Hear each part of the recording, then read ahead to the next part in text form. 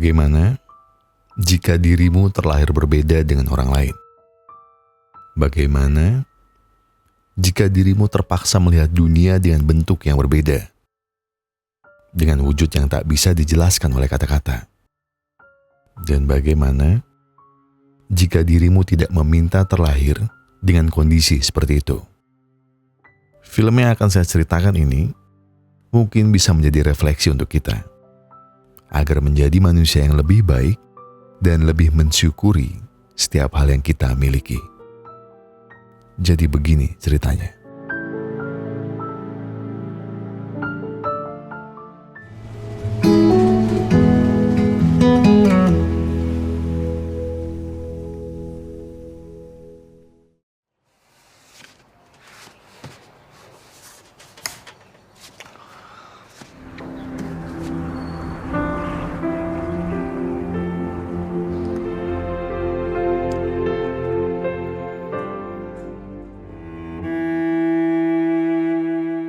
Di suatu siang, nampak seorang pria tengah memandangi keindahan kota. Entah untuk apa kala itu. Pria ini juga menulis sebuah surat wasiat. Dengan tatapan kosong dan sayu, pria yang diketahui bernama Lee Chun-hee ini mungkin berniat untuk mengakhiri hidupnya. Hingga sampai seorang wanita paruh baya memanggil namanya. Bapak.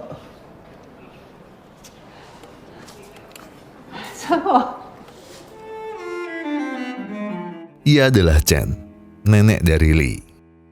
Lee dari kecil selalu diasuh oleh sang nenek. Kedua orang tuanya selalu sibuk bekerja. Entah benar-benar bekerja atau sekedar menjauhkan diri dari anaknya. Hari itu adalah hari ulang tahun Lee. Tepat di umurnya yang ke-20, sang nenek membelikan kue tart favorit dan sebotol bir. Hal itu karena dari dulu, ulang tahun Lee tak pernah dirayakan. Entah karena alasan apa, ayah dan ibu Lee tak pernah ingin menganggap Lee ada. Karena itulah, hanya sang nenek yang peduli dan paham dengan hidup Lee. Sejak usianya 17 tahun, Lee sudah memohon izin untuk minum bir, namun tidak pernah diizinkan. Hingga sampai waktu itu, neneknya menjanjikan pada umur 20 tahun, Lee baru boleh meminumnya. Tapi sayang, ternyata badan Lee tak kuat menahan kerasnya minuman itu. Alhasil, sang ibu yang bernama Lu pun marah melihatnya.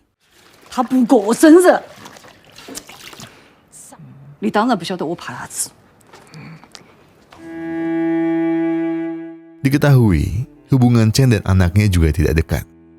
Lu dari dulu membenci sang ibu, karena memaksa bahwa ibunya tak pernah bertanggung jawab atas hidup Lu selama ini.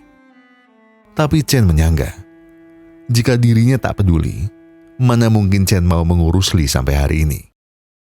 Dan di tengah kemelut itu, Lee pun hanya bisa meringkuk diam di dalam kamar, meratapi kucing peliharaannya yang telah mati. Seperti anak spesial lainnya, Lee juga punya kebiasaan khusus, yaitu tidur dalam koper sambil memeluk boneka tengkorak.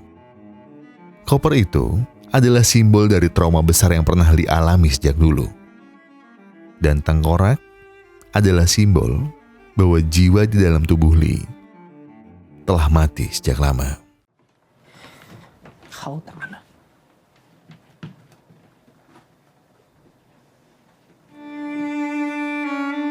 Sebelum saya lanjut, apakah orang spesial seperti Lee boleh mempunyai sebuah mimpi? Atau setidaknya boleh melakukan hal layaknya orang normal? Karena sebenarnya Lee punya minat untuk menjadi seorang guru. Setiap minggunya, sang nenek membawa Lee ke sebuah kursus untuk mengajar cara menulis puisi. Namun seperti yang kalian lihat, semua orang malah menertawakannya. Neneknya sudah berkali-kali mengingatkan untuk berhenti. Namun, siapa yang bisa memendam asa dan mimpi seseorang jika dirinya sendiri sangat menginginkannya?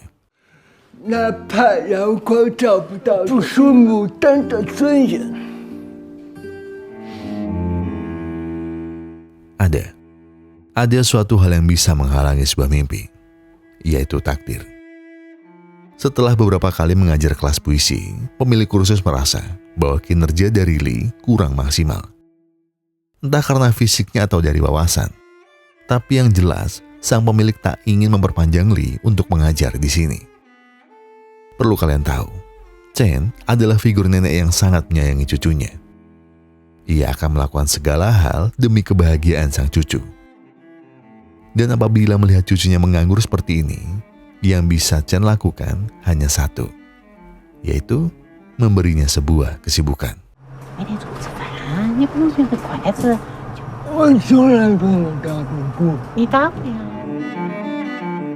Iya, menurut kabar, neneknya tergabung dalam sebuah grup musik lansia.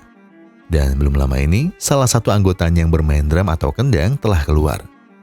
Melihat potensi tak terbatas dari cucunya, Chen yakin bahwa Lee bisa memenuhi ekspektasi. Namun Chen harus sadar diri, karena Lee lebih terlihat kesusahan ketimbang menikmati permainan. Sampai-sampai salah satu anggota grup menghina cucunya itu. Chen yang tak terima jika Lee dihina segera memulai pertengkaran. Di tengah keadaan yang kacau itu, tiba-tiba sebuah piring plastik jatuh di hadapan Lee. Dan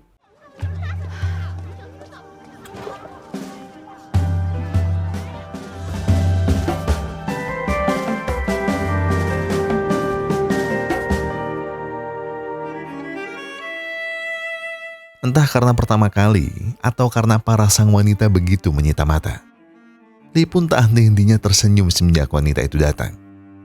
Di tengah hayalannya, sang ibu tiba-tiba datang dan berpamitan bahwa ia dan sang ayah akan pergi selama beberapa minggu untuk urusan kerja. Mendengar itu, Chen menjawab bahwa Lee akan aman bersamanya. Paginya, saat ikut sang nenek, Lee kembali dikejutkan dengan kemunculan gadis manis tempo hari. Belum sempat berkenalan, Paman Dai tiba-tiba datang dan bertanya siapakah penabuh kendang baru yang telah menggantikannya. Sontak seluruh orang memandangi Lee saat itu. Dengan penuh kesombongan, Paman Dai pun menghina fisik Lee yang tidak sempurna. Mana bisa orang sepertinya menabuh? Mungkin untuk berdiri saja ia kesusahan.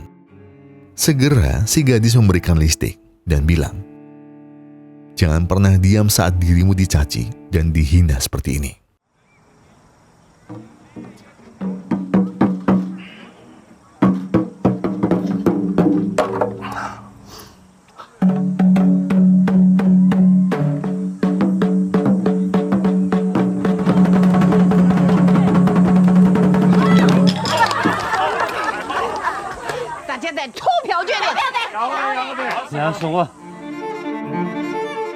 Lee pun kembali bertemu dengan gadis itu. Di sana mereka mulai berkenalan. Namanya Yaya. Ia adalah seorang yatim piatu yang sering berpindah rumah ke rumah lain. Yaya lalu bertanya, berapa umur Lee? Dengan malu-malu, Lee bilang bahwa belum lama ini, ia baru saja berulang tahun ke-20. Yaya sempat terkekeh dan bilang mana mungkin Lee setua itu. Karena Yaya sendiri kini masih berumur 17 tahun. Tapi apakah umur penting? Jelas tidak. Dan itulah yang Yaya ucapkan kepada Lee. Seraya berkata bahwa besok mereka harus bertemu lagi.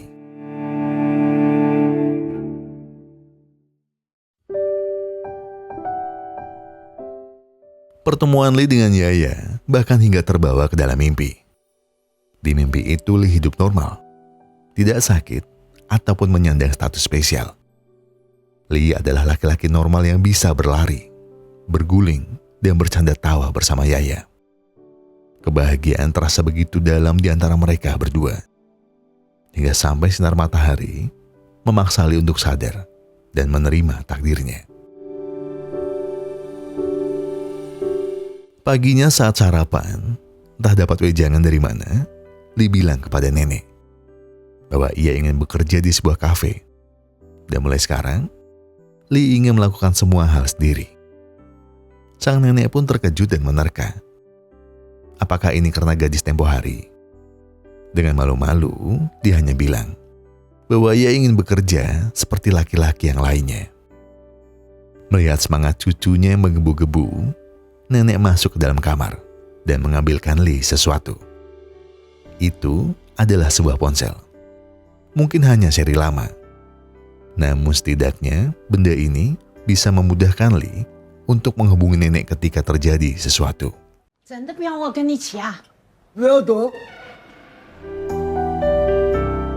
Li pun segera pergi menuju kafe yang akan ia lamar. Di sepanjang perjalanan, mata orang-orang nampak aneh dan risih melihat gelagat Li. Yang padahal, Li hanya ingin dianggap normal dan sama seperti mereka. Akhirnya Li pun sampai di kafe yang membuka lowongan kerja. Dia segera bertanya mengenai lowongan itu. Awalnya, bos kafe ini merasa tertegun. Ia bahkan sempat ragu dengan kondisi Li. Namun Li menegaskan bahwa dirinya adalah pria normal yang hanya mengidap penyakit, bukan kelainan. Sang bos menjelaskan, menjadi pelayan di kafe butuh ketahanan fisik serta mental. Selain itu, banyak hal yang harus dipahami dan juga dihafal. Mendengar itu, Li pun tak keberatan. Dan malah ia menunjukkan kepada bosnya bahwa dirinya memang sungguh-sungguh dengan pilihannya. 可以了。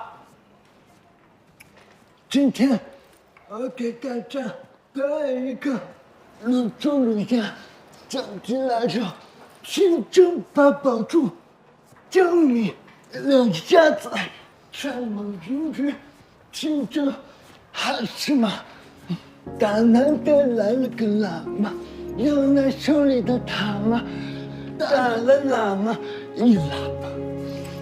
其实我只想招个普通人。我是个记性很好的普通人。 Seusai Li uji coba di kafe, ia pun menelpon sang nenek untuk makan di sebuah warung. Di sana, sang nenek bertanya mengenai tes yang Li lakukan. Namun karena Li tak kunjung menjawab, neneknya pun hanya menerka bahwa sang cucu mungkin ditolak seperti biasanya. Ia pun menenangkan dan menyumpahi siapapun yang merendahkan cucunya ini. Tanpa sadar, Li tiba-tiba bertanya kepada nenek, bagaimana cara membuat akun bank? Karena kata bos, gajinya akan dibayar melalui itu. 屁话吧，你硬币上网。不对，外婆，这是钱。 Singkat cerita, kini Li mulai menjalani hidupnya yang baru. Entah peribahasa ini sungguhan atau tidak. Yang jelas, sebuah cinta ternyata memang jadi sebuah kekuatan untuk seseorang bangkit di masa terpuruknya. Kini Li pun semakin rutin berlatih, berobat dan bahkan menjalani terapinya. Dengan mengejutkan, Li juga bekerja dengan baik selama di kafe. Yang tentu membuat pak bosnya ini bangga. Perlahan namun pasti, kini hidup Li menjadi lebih berwarna. Ia mulai dianggap seperti orang normal lainnya. Bukan lagi seorang pria dengan kekurangannya. Bukan lagi seorang manusia yang bisa diremehkan. Dan bukan lagi orang yang tidak memiliki tujuan.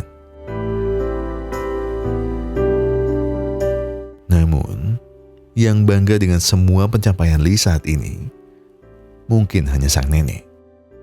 Karena aslinya, ibu Li ingin anaknya belajar, agar setidaknya masa depan Li tidak suram. Sang ibu yang sedang pergi itu pun menelpon untuk melihat kondisi putranya.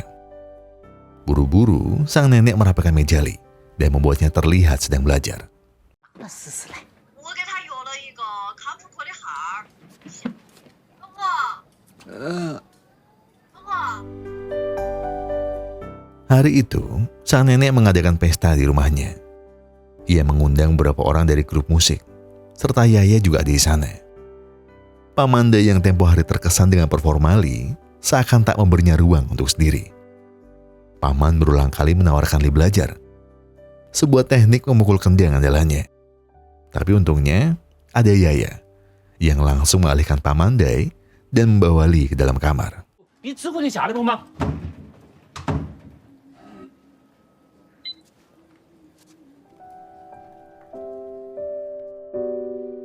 Di dalam kamar, Yaya tertarik dengan koleksi buku yang Li miliki. Li langsung menceritakan bahwa dirinya punya sebuah mimpi menjadi guru. Semua buku yang ada di rak adalah bukti bahwa setiap halaman dari buku itu telah menjadi saksi seberapa serius Li dalam mengejar mimpinya. Selain itu, Li sangat suka membuat puisi.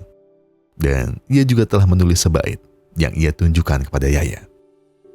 Kalimat di dalam puisi itu berbunyi, bahwa kamu adalah sebuah bintang di antara lautan awan.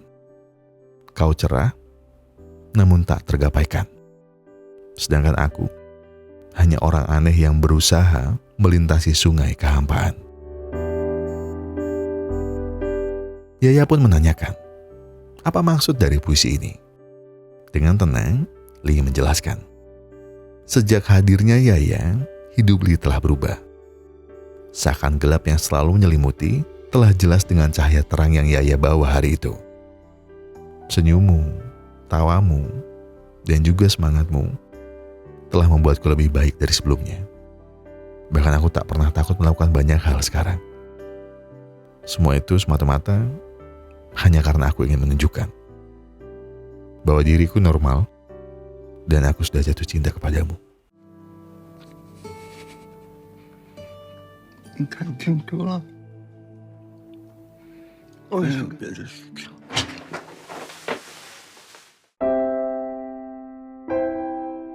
Tiba-tiba sang ibu pulang tanpa neneknya dan Lee ketahui. Ibunya bilang bahwa ia terpaksa meninggalkan pekerjaannya karena khawatir dengan kondisi Lee. Ibunya seakan tak mau percaya kepada sang nenek untuk menjaganya. Ditambah apa yang telah nenek ajarkan kepada Lee. Membawa pulang seorang gadis ke rumah dan berduaan dalam kamar. Nenek terus dan terus dicecar oleh sang ibu. Dan itu menyebabkan Lee muak dan marah. Lee berkata, apa yang telah ibu lakukan selama ini? Apakah ibu lebih banyak berkorban daripada nenek?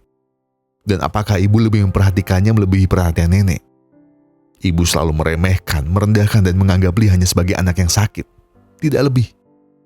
Lee tak pernah berkesempatan mencoba hal baru. Bahkan Lee tak pernah memiliki kekuasaan untuk menentukan hidupnya sendiri. Apakah itu yang ibunya mau? Dan apakah ibu hanya ingin Lee mendekam dan berdiam di dalam rumah, tanpa tahu bahwa dunia luar begitu luas dan bebas? Mendengar perkataan itu, ibunya bilang bahwa Lee harus sadar diri. Ia sakit, ia terbatas, dan ia tidak bisa melakukan apapun. Namun, siapa yang meminta Lee lahir seperti ini? Siapa? Apakah Lee menginginkan hidup seperti ini? Siapa yang dulu menginginkan Lee lahir? Jika memang hidup Lee tidak sepenting itu, bukankah lebih baik ibunya pergi dan mencari kehidupan baru?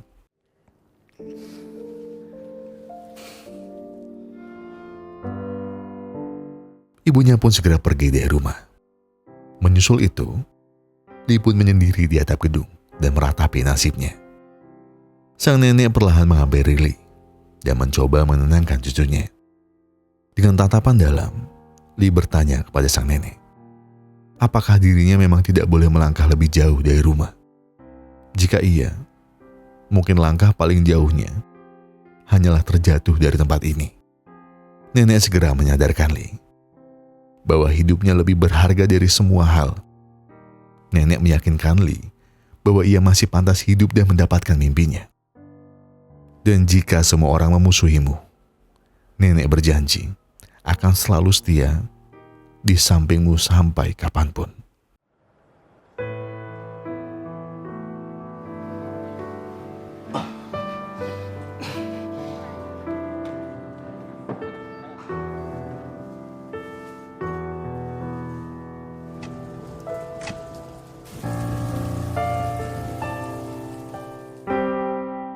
Beberapa hari pun berlalu.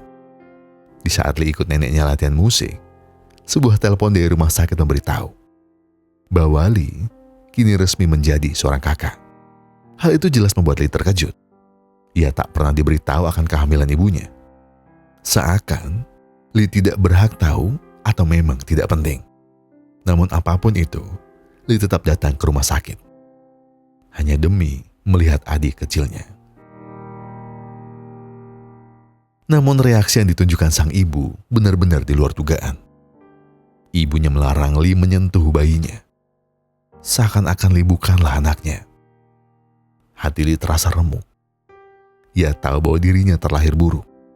Ia tahu bahwa semua orang di luar memandang Lee berbeda. Namun kenapa? kenapa sang ibu, orang yang melahirkannya ke dunia ini, sampai seperti ini kepada anaknya sendiri.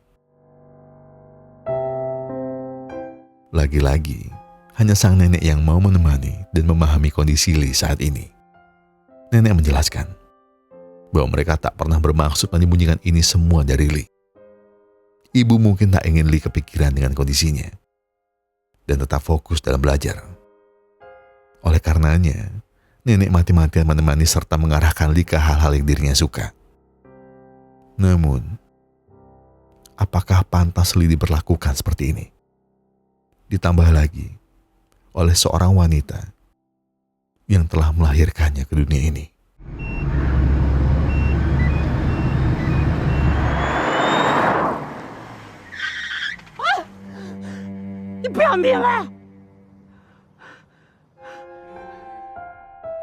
Hari itu, kafe tempat dia bekerja sedang diliput oleh media. Nama kafe ini pun semakin naik karena si bos berani memperkerjakan pria seperti Lee. Tak hanya itu, Lee juga membuat terobosan baru di kafe ini, dengan sebuah makanan yang Lee buat memakai resepnya sendiri. Walau mungkin perlakuan sang ibu tak menyenangkan, Lee masih saja sayang kepadanya. Ia tak lupa membungkuskan 2 kotak makanan itu, agar ibunya bisa mencicipinya di rumah nanti. Namun, tiba-tiba Yaya datang menghampiri.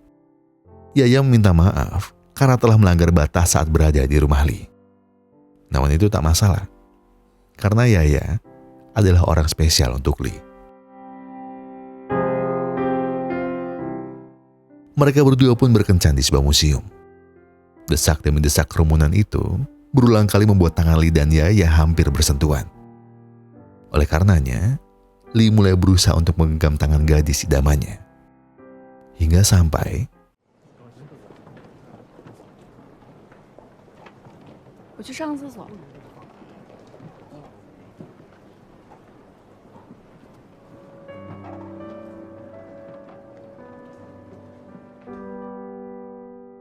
belum usai cobaan yang Lee rasakan, kini seseorang yang telah mengubah hidupnya juga ikut menyakiti. Sepertinya Tuhan tak pernah mau hidup Lee bahagia. Dan seakan Tuhan benar-benar ingin Lee selalu menderita. Lee hanya bisa termenung. Cobaan apa lagi yang Tuhan siapkan di hidupnya? Dan di ujung hari, apa sebenarnya yang Tuhan inginkan selama ini? Sesampainya di rumah, dengan penuh harap, Lee memberikan makanan buatannya kepada sang ibu. Namun neneknya melarang. Bukan karena ibunya tidak suka. Namun di kondisi ini, sang ibu tidak boleh mengonsumsi makanan manis yang terlalu banyak. Karena hal itu dapat mempengaruhi kesehatan bahkan keselamatannya sendiri. Depresi dengan semua hal yang ia lakukan tak pernah berbuah manis. Lee pun memakan seluruh makanan yang ia bawa. Sendirian. Neneknya yang melihat itu segera mencegah Lee. Namun pikirannya yang telah berkecamuk membuat Lee tak berhenti memakan semuanya. Hingga dirinya tersedak dan terpaksa dilarikan ke rumah sakit. Di momen itu, bayangan masa lalu Lee mulai terputar. Bayangan itu adalah saat Lee kecil sembunyi dalam koper. Ia pun menguping obrolan orang tuanya yang berkata, mereka telah menyesal melahirkan Lee. Tiba-tiba sebuah cahaya terang datang, dan itu langsung membuat Lee tersadar.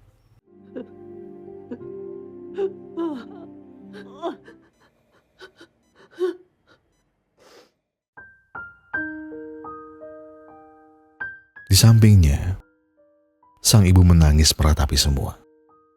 Tahu bahwa Lee mulai sadar. Di saat itulah ibunya langsung meminta maaf. Setelah semua hal terjadi, ternyata keberadaan Lee sangat penting di hidupnya. Semua perkataan bahwa Lee tak berharga hanyalah ungkapan kesal. Ibunya tak pernah membenci Lee. Bagi ibu, Lee adalah anaknya yang berharga. Dan ia tak ingin kehilangan Lee. Dengan dekapan erat dan derai air mata yang membasahi pipi mereka, ibu meminta maaf bahwa dirinya telah gagal menjadi seorang ibu.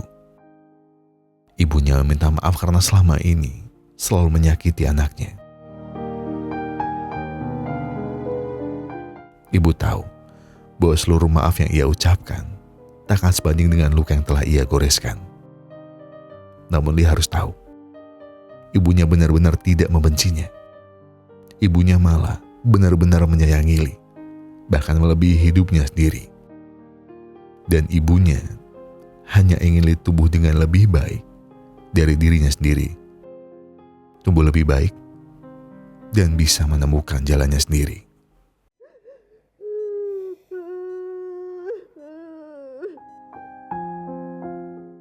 Singkat cerita, Li telah sembuh dan diperbolehkan pulang.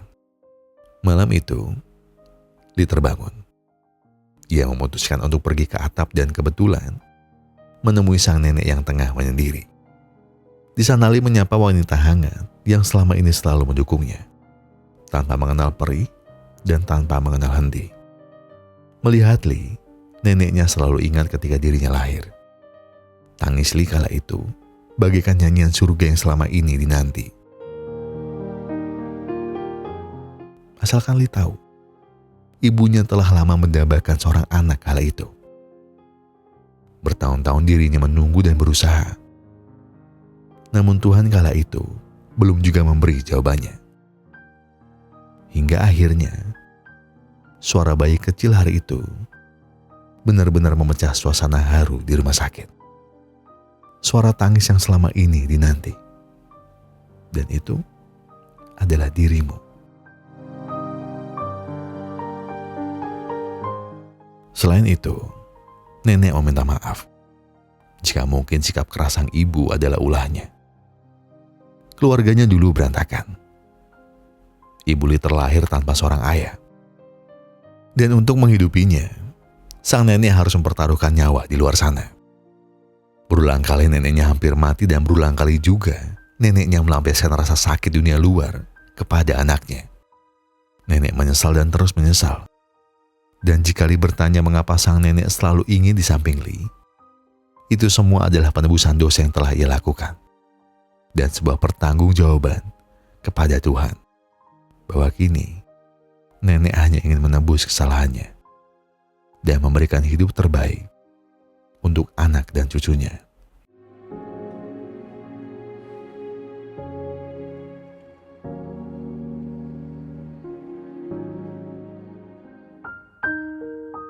Sejak kejadian itu, sang ibu tak pernah lagi memaksakan keinginannya. Ia mulai sadar bahwa Li punya hak untuk menentukan hidupnya. Li pun mulai kembali terapi. Ia juga kembali berlatih dan juga belajar. Setelah apa yang ia dengar dari ibu, kini Li sadar bahwa tujuan sang ibu menekannya selama ini adalah demi kebaikannya. Li mulai belajar dan belajar agar dirinya bisa melanjutkan studi di masa depannya. Li juga semakin giat dalam bekerja, hingga sampai malam itu tiba. Bayangan Yaya kembali datang dalam mimpi. Di depannya, Li mengucap terima kasih. Terima kasih karena telah hadir di hidupnya. Li tak mungkin semangat untuk bekerja jika Yaya tak pernah hadir dan mengubahnya. Li mungkin tak pernah semangat dalam menjalani hidup jika Yaya tak pernah datang untuk menguatkannya. Walau kini mungkin dirimu pergi sebagai sebuah lara, tapi di hatiku, namamu akan selalu ada tempat khusus yang akan kuingat sampai kapanpun.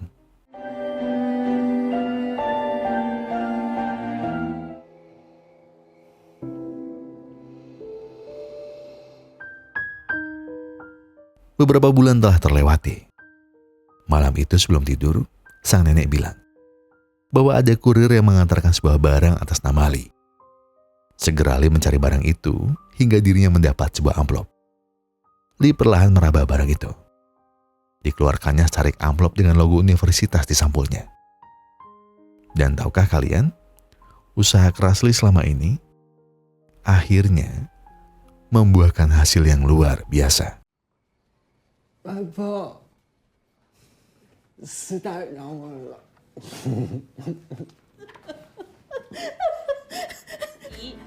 请你准时于2023年8月。是。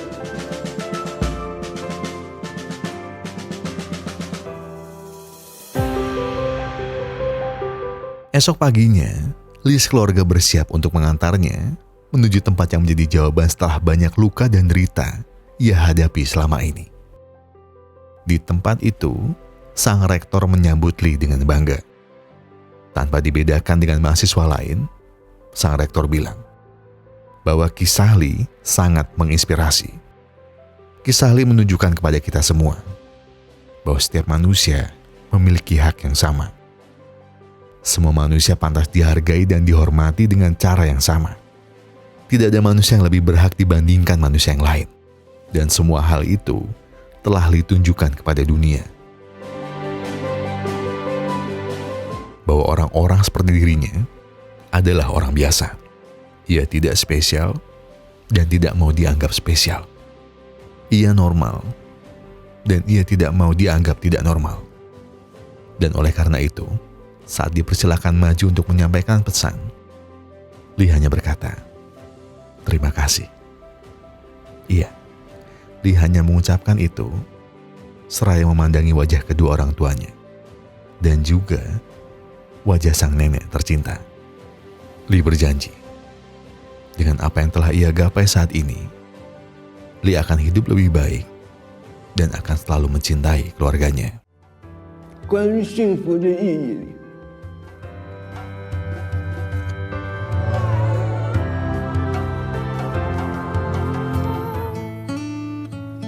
也许你从今开始的。 Memang lahirnya kita di dunia ini mungkin bukan keinginan kita sendiri. Kita nggak pernah bisa meminta mau terlahir dari rahim siapa, terlahir seperti apa, dan memiliki hidup yang bagaimana. Namun katanya, setiap manusia sebelum lahir, selalu Tuhan tunjukkan jalur hidupnya. Itu berarti kita semua sudah memutuskan bahwa kita akan kuat dengan jalan hidup yang seperti ini. Tapi buat saya sendiri, ketika ngelihat orang-orang tua yang mungkin menghabiskan sisa hidupnya dalam kesengsaraan, yang mungkin terpaksa mengayuh sampah atau berjualan seadil di jalan, terus ngeliat orang-orang berkebutuhan khusus yang terpaksa jadi pengamen lah, atau kerja serabutan lah, atau bahkan sampai disakitin karena dipandang bahwa mereka gak pantas mendapat sebuah hormat. Kadang ya, bukan kadang kali ya, seringnya saya ngerasa sedih. Kadang juga saya ngerasa kepukul melihat mereka yang orang-orang seperti itu berhak mendapatkan hormatnya. Mereka berhak mendapatkan apa yang mereka inginkan dan berhak mendapatkan hidup yang sama seperti kita. Saya, Bagong sama anak-anak yang lain coba nyari takjil yang sepi-sepi, terus kita beli di situ. Ya kita habisin lah.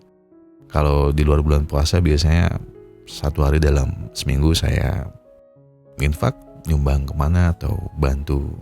Misalnya saya ngeliat ada yang jualan depan minimarket, apapun saya beli. Habis itu ya saya makan. Karena Tuhan sendiri berkata bahwa tiada manusia yang lebih baik di hadapannya selain dari kebaikannya.